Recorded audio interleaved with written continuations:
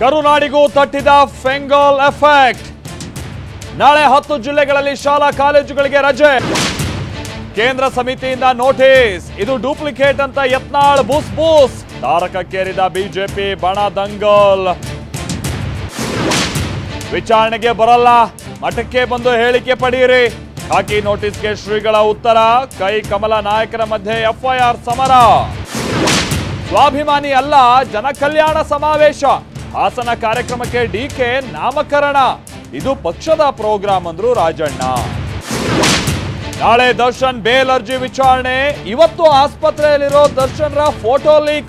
ಅನುಕಂಪ ಗಿಟ್ಟಿಸೋಕೆ ಮಾಡಿದ್ರ ಪ್ಲಾನ್. ಮೂಡಾ ತನಿಖೆಯನ್ನ ಚುರುಕುಗೊಳಿಸಿದ ಇಡಿ. ನಗರಾಭಿವೃದ್ಧಿ ಇಲಾಖೆ ಕಾರ್ಯದರ್ಶಿಗೆ ಸಮನ್ಸ್.